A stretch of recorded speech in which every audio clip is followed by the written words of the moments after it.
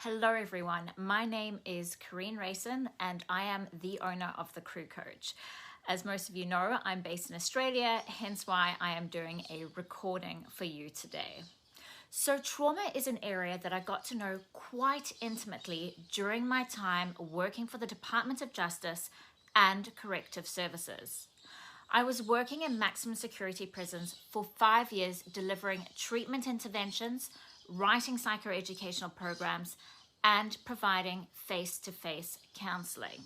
Now, the violence I was exposed to in the prison system, as well as learning about the traumatic life experiences of my clients, years later triggered the onset of vicarious trauma. So those of you who don't know what vicarious trauma is, it is a form of indirect trauma that can be triggered through stories, secondhand stories, or even reading criminal history records and so forth. So who am I? Looking back at my career pathway, I'm someone who has a strong desire not to see individuals suffer and to do my best to use my skill sets to help them carve a better life for themselves. With my background in counseling psychology and organizational psychology, and being an ex-seafarer myself, I now help super yacht crew overcome career adversity through online counseling, through my accredited Guest IARMY Advanced Leadership course, as well as providing a safe platform for like-minded individuals to come together to access a powerful support network and practical resources through my online Seafarers membership. Before I begin my presentation, I want to firstly thank you for showing up today. By doing so, you're taking a step forward in bringing about positive change. And a huge thanks to Rachel and Alandia for putting this webinar together. Right, so what I'm going to do next is I'm going to head over to my slide deck and share my screen with you. I'll see you there. Okay, welcome to my presentation on the super yacht industry and trauma. So I've already done a little intro, so let's get started. Right, so what I'll be covering today, as I've mentioned, this is specifically to the super yacht sector. I'll be sharing examples of trauma incidences within our industry. So these are real examples from crew. Then the shortcomings, what we are not doing so well as an industry, and then the preventative and protective measures. So what we need to put into place in order to safeguard our crew. On the 31st of October, I ran a poll on my social media page and I had over 300 views and a couple of hundred participate in the poll. And these are the results. So trauma, as you would have probably been explained in a previous presentation of what trauma includes, I was assessing the amount of bullying that was occurring in our industry, and 72% said yes to bullying. Then there was physical, psychological, or sexual abuse. 63% said yes, that they have experienced that. 62% said yes to harassment and 35% to sexual assault. And then the last one, which is really sad to hear, I asked of those who shared, did they feel supported with regards to senior management? So this includes heads of departments, it includes yacht management companies and so forth, and 74% said no. Okay, so examples of common trauma incidences within our industry. Point 1 and 4, I will go into in greater detail. Examples of hostage situation and pirates I've recently experienced with a counseling client of mine, where he was on board when 13 men arrived with guns at the time, and the crew were separated not only based by gender, but by nationality. This was extremely traumatic for all of the crew. Unfortunately, they did not get the help and support that they needed until months later.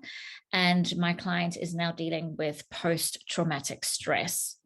Marine traffic conditions. I'm hearing more and more reports of heads of departments, captains at the helm who are intoxicated while driving the vessel. Point 6, sudden loss of a crew member or a loved one. Now, this also includes guests. We do have cases of suicide within our industry, and more recently with COVID, there have been deaths on board as a result of COVID. And I've also been involved with counseling sessions for 20 crew members where there was a guest who passed away and the crew were trying to resuscitate him for 1 hour after, and they didn't realize he was officially dead when he was brought up to the surface. Physical, psychological, sexual abuse, and harassment. So the PYA ran a survey a few years ago, and I assisted with presenting the results of the survey as well as psychoeducation around sexual harassment, bullying, and assault at the Monaco PYAC Changes Forum in 2018.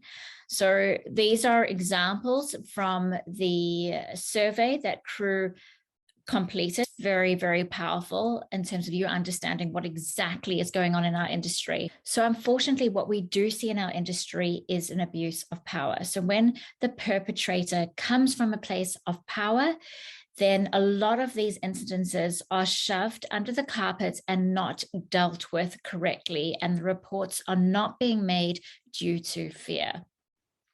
I'll now move on to bullying. The way that bullying affected me on my first boat was that it made it very difficult for me to learn the job because I was always in a state of fear of being yelled at since everything I did was wrong and I was new and I didn't really know very much and I really couldn't get the big picture of what we were doing. And since I was always in a state of fear, I wasn't in the present moment and I was making even more mistakes. And then that just led me to get fired because I wasn't doing a good job and I was always crying or complaining about the person that was bullying me. And then I didn't have longevity on my CV. So then I even got put on worse boats after that because crew agents look for at least a year on your first boat, which I didn't have. So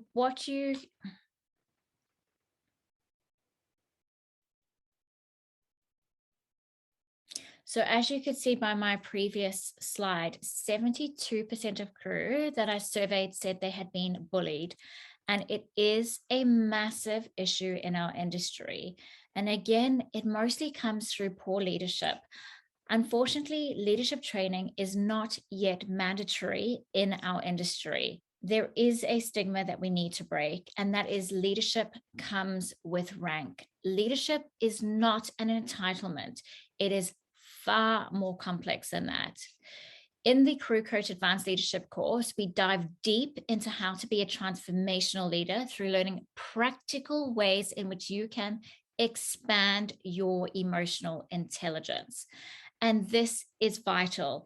It takes more than just driving a vessel. It takes more than just doing service or doing housekeeping. You have to live and work with people in such a small proximity. So therefore, you need to be able to understand yourself and understand others. Now, just to give you an indication of where the gaps are, where the shortcomings are when it comes to crisis intervention and providing support to crew. So in the PYA survey, what we found was when crew did report the incident, the following happened. Nothing. I was fired. I was brushed off. So 70% of crew are unaware of what support is available. So this was done in another survey by a bosun as part of his research report. So just going into detail with regards to what some of those gaps are: lack of psychological safety on board, lack of education around what constitutes trauma, lack of understanding on how to best manage it. Crew don't know who to trust. So within the super yacht industry, I think it is really important that various institutions come together so that we can better communicate and provide the level of support that crew need. So the exciting part, and these are solutions moving forward. So I had a bit of a brainstorm of what we could do as an industry at large to hopefully prevent trauma incidences from occurring, but if they do, putting protective measures into place. So onboarding and throughout employment, crew are reminded on who they could turn to for help. Paid counseling should be an option for all crew to have on board. Now, my recommendation in terms of how this is done, a lot of vessels purchase from me bulk sessions that they make available to crew. And the crew have my details, and then they're able to book a session directly through me rather than through the captain or a head of department. So, this helps maintain confidentiality and create that psychological safety. The DPA should have regular contact with the crew. Regular audits should be conducted so that crew can speak up anonymously. Now, what I do on board as well is provide an HR service. I run particular surveys based on leadership, culture, employee satisfaction, employee engagement to assess what is actually happening within the team. So I'm able to pick up any red flags and what is working, what is not working, and then provide interventions moving forward. Having a robust system in place to respond to trauma. So, as you can hear by the survey results, and also the example where there was a hostage on board, the captain told the crew not to share or disclose what had happened. And if they can't disclose, then they're not going to get the support that they need. So we need a system in place that actually works, that everyone is familiar with and everyone feels comfortable in using. Thank you for your time today.